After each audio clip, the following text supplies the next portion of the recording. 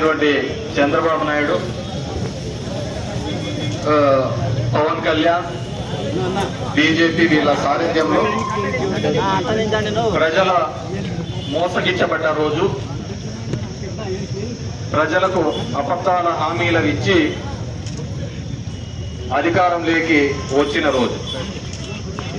అధికారం వచ్చిన రోజు అధికారంలో వచ్చిన వాళ్ళకి బాగుంది, కానీ వాళ్ళ మాటలు విని నష్టపోయిన 1,50,00,000 మంది జనాల యొక్క అతిగతి లేకుండా పోయింది.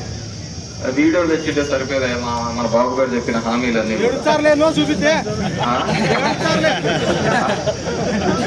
ఎందుకంటే మనకన్నా ఉండాలయా, అతను ఒకసారి కాదు, 2 సార్లు కాదు, 3 సార్లు 4 సార్లు చెప్పిందే చెప్తా అంటాడు. మరి ఈయనిందే ఇంటాం. అట్లే మనల్ని కూడా జనాలందరినీ కూడా ఎక్కడికెక్కడ గాడి కట్టిస్తాం.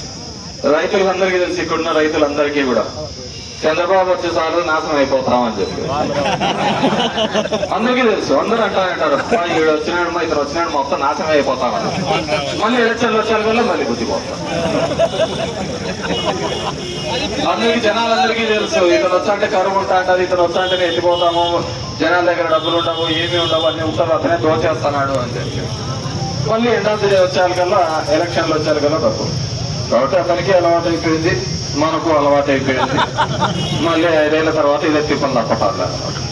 ఈరోజు చూసినామంటే ప్రతి హామీను దగ్గర 143 వాగ్దానాలు చేసినాడు.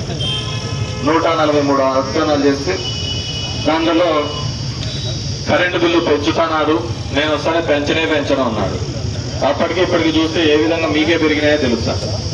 ఇప్పుడు నొప్పి వచ్చినప్పుడన్నా మీరు తెలుసుకోవాలా. మనకు నొప్పి అయినప్పుడల్లా జనాలు తెలుసుకోకపోతే అట్లే ఉంటుంది. ఏదో పర్ణాలు పట్టిస్తా అంటాడు, వస్తాడు ఏదో ఒకటి అట్లా పర్ణాలు పట్టేయడం, ఎన్న పట్టేయడము, మళ్ళీ మధ్యలో అదేం కాదు లేప్ప ఏం కాదు తెలియదు. 15,000 కోట్ల రూపాయలు మనకి క్రూయర్ ద్వారా ఛార్జ్ ద్వారా చేయడం జరిగింది. అదేవిధంగా రైతు భరోసా కేంద్రాలు శనికాయ ఇత్తనాలు ఇచ్చినారప్ప మనకు ఇచ్చినారు. మంచి పంట వచ్చేది అమ్మేసుకున్న శనికాయలని ఏడుంటాడు అంతా. మార్కెట్ యార్డ్ల జనాలంటే చెప్పులు అట్లా పెట్టుకుంటే రైతులంతా రాత్రులు అనుకుంటాడు లేదా శనికాయలు. జగన్ రెడ్డి ఊరుకుంటారు, వీళ్ళంతా ఇట్లేదు పాపం ఇబ్బంది పడుతున్నారు, వీళ్ళకి రైతు భరోసా కేంద్రాలు కట్టించినాడు లేదా కట్టించినాడు. ఆ శనికాయలన్నీ ఈడ మొదలు పెట్టినాడు. ఏమన్నా పన్నా లేకుంటే అందరం లైన్ లో నిలబడతా అంటే ఇప్పుడు స్టోర్ వాళ్ళు అందరు నిలబడతానా లేదా? ఎవరైనా ఇంటికి అడిగిచ్చారా? ఇంటిగా తీసుకోపోమ్మా 6 గంటలకే అంట. 6 గంటలకి ఇవ్వడం చరిత్ర. 6 గంటలకే ఇచ్చిన ఏమి 6 గంటలకి ఇచ్చిన 20,000 ఇచ్చానన్నాడు. 5 గంటలకి తెల్లారు 5కే మధ్యాహ్నం షాప్ లేదు. 5 గంటలకే మాత్రం పాపం వీధినా బెల్ట్ షాపులు. అంటే 20 లక్షల ఉద్యోగాలు కదా, 20 లక్షల ఉద్యోగాలు రావాలంటే ఎట్లా రావాలా? సందుకు బెల్ట్ షాప్ 4 బెల్ట్ షాప్ పెట్టుకుంటూ పోతా అంటే దాంట్లో 10 లక్షలు అయిపోతాయి. అది కనపడవు పోలీసులు అది ఎవరికైనా పెట్టుకుంటే మందు పోయి కూడా కనపడుతుంది. మీతో ఎవరైనా కానీ కనపడతారు. నైట్ 1 గంటలు అది జగదేవి పేరు అట్లా సుందర్లో ఫోటో దిగితే శ్రీదేవి పక్కన పోలీసులకు ఆ బెల్ట్ షాపులు కనపడవు. వీళ్ళతోటే కనపడుతుంది. 20 మా సీని చెట్లకు అదే రోగం వచ్చింది, పులుసు రోగం. ఆడలేదు ఇప్పుడు పచ్చ రోగం వచ్చాడు, పచ్చ పురుగు వచ్చాడు. ఇప్పుడు మళ్ళీ అది పులుసు చదువు వచ్చింది. అట్లా మనల్ని మోసం చేయడం జరిగింది. ఇప్పుడు 20,000 ఉన్నాయి కాబట్టి ఈసారి పంటకు ఇబ్బంది లేదండి. రామాయణ చెప్పాల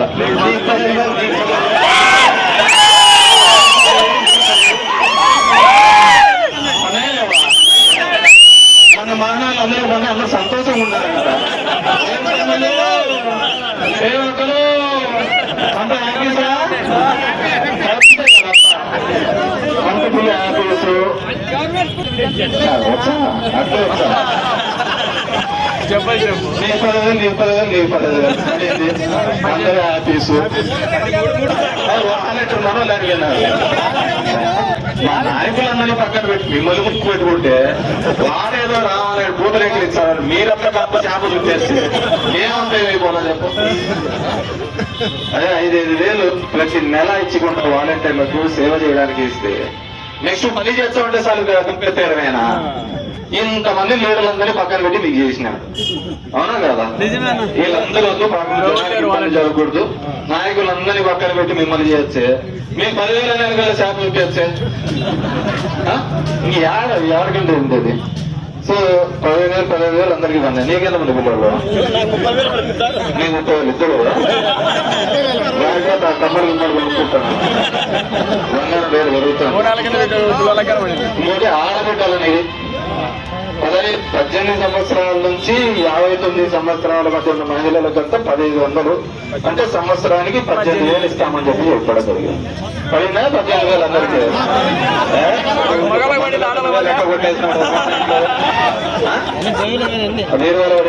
కొట్టేసినమాట కదా. 15,000 పడింది. అది యాపీసు, ఉచిత బస్సు,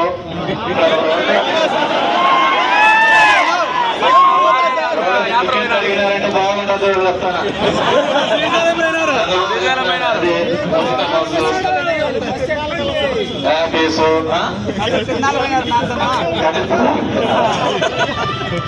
మొన్న మా పంటకు కూడా అందరూ అసలు అందరూ వచ్చినారు. బీసీ ఎస్సీ ఎస్టీ మైనార్టీలకంతా 50 ఏళ్ళకే 4,000 పెన్షన్ ఇస్తామని చెప్పడం జరిగింది. వస్తున్నాయా? 50 ఏళ్ళకి వచ్చిందా లేదా పెన్షన్? మనం ఆధార్ మార్పించుకున్నామంటే రైతు పడిపోయింది. నీకు కూడా విద్యాదీవన పిల్లలు చదువుకుంటా అంటే నీకు గుడ్ మార్నింగ్ తిరుగుతా అన్నప్పుడు బట్టను తింటాడు. 2 రోజులు లేట్ అయితే చాలు, సార్ ఇంకా వల్ల